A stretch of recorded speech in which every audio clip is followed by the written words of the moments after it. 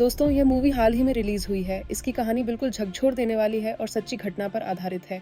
कहानी की शुरुआत होती है बुलंदशहर से, जहां पर हम देखते हैं कि जिमली अपने साथ वाली लड़की रूहानी को ढूंढ रही है। दोनों यहाँ पर लुका छिपी खेल रहे थे और तभी जिमली ने एक आवाज सुनी कि रूहानी को जबरदस्ती गाड़ी में बैठाकर ले जाया जा रहा है। जिमली तुरंत ही एक पेड़ पर चढ़कर उस गाड़ी के शीशे पर पत्थर मार देती है।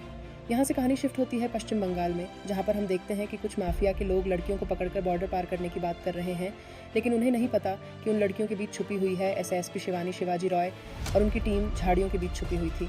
जैसे ही वे आदमी शिवानी के पास जाते हैं, वह उस आदमी पर हमला करती है और शिवानी की एक आवाज़ पर उसकी टीम भी वहाँ पर आ जाती है।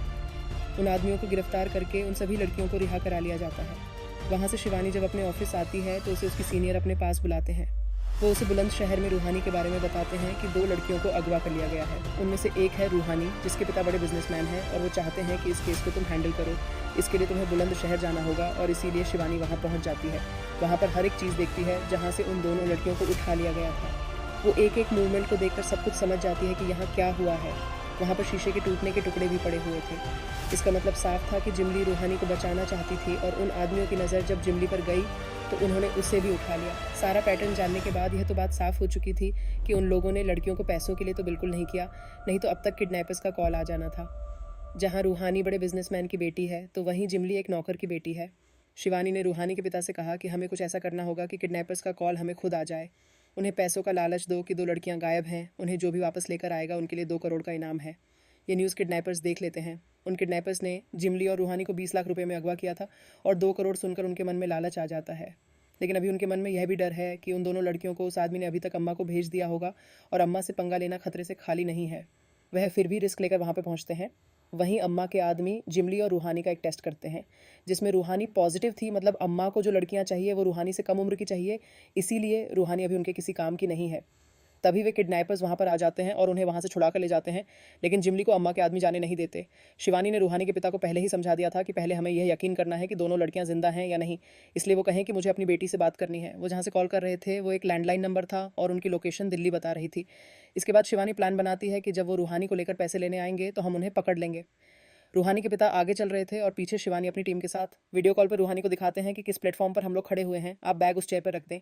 शिवानी ने अपनी टीम को कहा कि जल्दी से उस जगह पर पहुंचो, लेकिन किडनैपर्स ने बहुत बड़ा खेल खेला। वो पैसों से भरा बैग ले गए और रूहानी की वीडियो कॉल अभी भी चल रही थी, लेकिन उस जगह पर कोई भी नहीं था क्योंकि वो वीडियो पहले ही दूसरे फ़ोन में बना ली गई थी। रूहानी के पिता को बेवकूफ़ बनाया जा रहा था। दरअसल वो रूहानी को लेकर वहाँ आए ही नहीं थे। जब वो किडनैपर्स बैग लेकर भाग रहे थे तो शिवानी के साथ ही फातिमा नाम की कांस्टेबल उन्हें देख लेती है। उन्हें रोकने की कोशिश भी करती है, लेकिन वो उसे जख्मी करके वहाँ से भाग जाते हैं। पर उनमें से एक किडनैपर को शिवानी पकड़ लेती है। मारपीट करके उससे पूछताछ की जाती है। वो आदमी अम्मा के बारे में बताता है कि वो किस तरह लड़कियों को पकड़कर अम्मा के पास भेजती थी। पहले तो उन्हें एक लड़की का 1 या 2 लाख मिलता था, लेकिन इस बार अम्मा ने पूरे 1 लाख रुपए दिए, वो भी एक लड़की का, और 2 करोड़ के लालच में उन्होंने अम्मा के पास से रूहानी को फिर से पकड़ा। लेकिन ये सब प्लान मेरे बॉस रामानुजन का था। उसे जुए की बहुत बुरी लत है।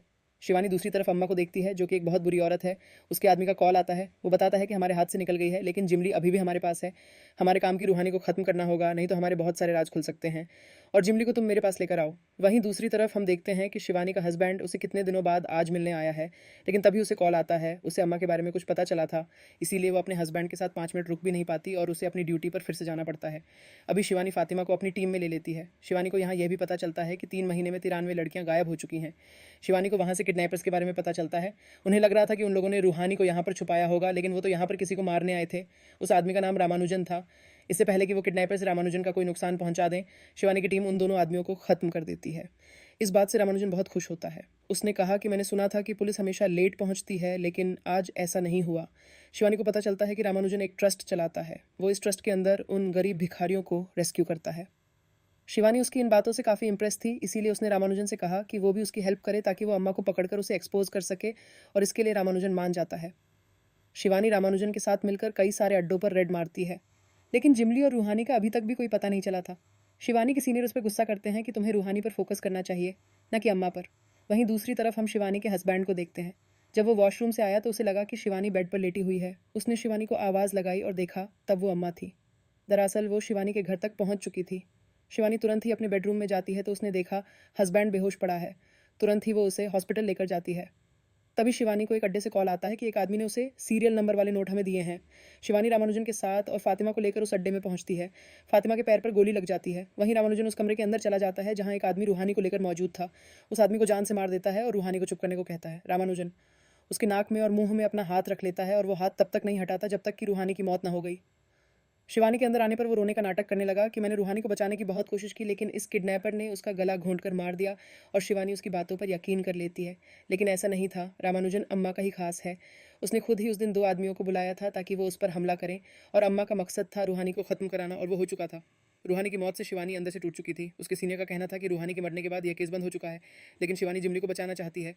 लेकिन ऐसा नहीं था। रामायण अम्मा का ही खास है। उसने खुद ही उस दिन 2 आदमियों को बुलाया था ताकि वह उस पर हमला करें, और यही कहा था कि शिवानी के साथ मिलकर ही तुम रूहानी तक पहुंच सकते हो, क्योंकि अम्मा का मकसद था रूहानी को ख़त्म करना, और वह हो चुका था। शिवानी रूहानी की मौत से अंदर से टूट चुकी थी। वहीं उसके सीनियर का कहना था कि रूहानी केस अब बंद हो चुका है, इसीलिए बेहतर यही होगा कि आगे की पूछताछ तुम बंद करो। लेकिन शिवानी जिमली को बचाना चाहती है, वो भी किसी भी हालात में। अभी शिवानी के हस्बैंड की सेहत में कुछ सुधार आ गया था। वहीं से एक हॉस्पिटल से कॉल आती है कि एक लड़की अम्मा के चंगुल से यहाँ पर आ गई है। लेकिन डॉक्टरों ने उसे बताया कि इस लड़की को सर्वाइकल कैंसर है, लेकिन इतनी कम एज में ये कैंसर नहीं हो सकता। इसीलिए यह बात हैरान कर देने वाली थी कि लड़कियों के साथ ऐसा क्या किया जाता है वहाँ। वहीं डॉक्टर ने उसे बताया कि इस लड़की के साथ कोई गलत काम भी नहीं हुआ, लेकिन पता नहीं ये लाइलाज वाला कैंसर इसे कैसे हो गया। शिवानी उस लड़की से बात करती है। उस लड़की ने बताया कि हमारी 3 लड़कियों का टेस्ट किया गया था, हम तीनों पॉजिटिव आए थे। उन्होंने कहा कि हम उनके कोई काम की नहीं हैं, इसीलिए हमें ख़त्म करना था, लेकिन मैं बेहोश नहीं हुई थी, इसीलिए मैं वहाँ से भाग गई। मेरे सामने उन 2 लड़कियों को गार्ड के अंदर चलाया गया। शिवानी ये सुनकर बहुत बुरा लगता है। उसे उस लड़की की पेंटिंग्स काफ़ी इंटरेस्टिंग लगती हैं, इसीलिए वह उसकी ड्राइंग बुक को अपने साथ ले जाती है। वो रास्ते में जाती हुई सारी ड्राइंग्स को चेक करती है। उनमें से एक ड्राइंग बड़ी अजीब थी। वो एक लोगो था जिसे शिवानी ने कहीं पर देखा था, और दरअसल वो लोगो रामायण के ट्रस्ट पर लगा हुआ था, और इसका मतलब था उस लड़की को इसी ट्रस्ट में रखा गया था और वो यहीं से भागी थी। और इसके बाद वह रामायण के बारे में सारी जानकारी इकट्ठा करने लग जाती है। उसे पता चलता है कि इस दुनिया में उसका कोई भी नहीं है। शिवानी को तफ्तीश के दौरान एक ऐसे शख्स के बारे में पता चलता है जिसे रामानुजन बहुत मानता था। वह आदमी रामानुजन का सारा काला चिट्ठा खोल देता है। वह बताता है कि बचपन में जब रामानुजन को भीख मांगने के लिए अम्मा के पास लाया गया तो उसके तेवर सबसे अलग थे। अम्मा ने उसे अपाहिज करने की कोशिश की, लेकिन उसने साफ कह दिया, मैं भीख नहीं मांगूंगा। अगले ही दिन उसने 7,000 रुपये कमा कर दिखाए, वो भी बिना भीख मांगे। अम्मा उसकी चोरी और चालाकी से इतनी प्रभावित हुई कि उसने उसे स्कूल भेजा। वहीं से अम्मा और रामानुजन का रिश्ता माँ बेटे जैसा बन गया। शिवानी अब अपना जाल बिछाती है। वह किडनैपर असलम को जेल भेज देती है और फिर जानबूझकर रामानुजन को कॉल करती है कि उसे अम्मा के अड्डे पर रेड डालनी है। शिवानी जानती थी कि रामानुजन गद्दार है। जैसा उसने सोचा था, रामानुजन तुरंत अम्मा को आगाह करने उसके पास पहुंच गया। शिवानी अपनी टीम के साथ उसका पीछा करती है और अम्मा के अड्डे पर दोनों को धर दबोचती हैं। दोनों की जमकर धुनाई होती है, पर न अम्मा मुंह खोलती है और न रामानुजन। पुलिस स्टेशन में असलम अम्मा और रामानुजन को देखकर बुरी तरह घबरा जाता है। लेकिन जैसे ही शिवानी बाहर जाती है, खबर आती है कि मुख्य गवाह असलम ने हवालात में खुदकुशी कर ली है। गवाह की मौत और रामानुजन के बड़े नाम की वजह से शिवानी के सीनियर उस पर भड़क जाते हैं। चूंकि कोई सबूत नहीं था, इसलिए शिवानी को रामानुजन से माफ़ी मांगने को कहा जाता है। शिवानी के मना करने पर उसे सस्पेंड कर दिया जाता है। यहाँ कहानी में एक बड़ा मोड़ आता है। ऐसा लगता है कि कांस्टेबल फातिमा भी रामानुजन से मिली हुई है। उसने ही असलम को ख़त्म किया ताकि रामानुजन रिहा हो सके। रामानुजन उसे पैसे देता है और अम्मा और फातिमा के साथ श्रीलंका भाग जाता है। लेकिन शिवानी सस्पेंड होने के बावजूद हार नहीं मानती। वह अपने वफादार दोस्तों और टीम के साथ एक गुप्त मिशन तैयार करती है। रामानुजन ने श्रीलंका में एक लैब खोली थी जहां वह सर्वाइकल कैंसर की वैक्सीन बना रहा था। असलियत ये थी कि वह मासूम लड़कियों के अंदर इंजेक्शन से वायरस डालता था। जिनका टेस्ट पॉजिटिव आता उन्हें वह मरवा देता था, क्योंकि उन्हें जिंदा छोड़ देना उसके राज खोल सकता था। जिमली का टेस्ट नेगेटिव आया था, जिसका मतलब था कि उसके शरीर में उस वायरस से लड़ने की क्षमता थी। इसीलिए वह वैक्सीन बनाने के लिए रामानुजन के लिए सबसे ज़रूरी मोहरा थी। शिवानी अपनी टीम और रूहानी के पिता के साथ श्रीलंका पहुंच जाती है। रूहानी के पिता को अपनी गलती का एहसास होता है कि उन्होंने सिर्फ अपनी बेटी के बारे में सोचा, जिमली के बारे में नहीं। यहाँ पता चलता है कि फातिमा गद्दार नहीं, बल्कि शिवानी की अंडर कवर एजेंट थी। शिवानी के कहने पर ही वह रामानुजन के साथ गई थी ताकि उनके सारे राज जान सके। मुठभेड़ के दौरान शिवानी अम्मा को जान से मार देती है, लेकिन रूहानी के पिता और टीम को डर था कि अगर रामानुजन को पता चला कि अम्मा मर गई हैं तो वह लड़कियों को रिहा नहीं करेगा।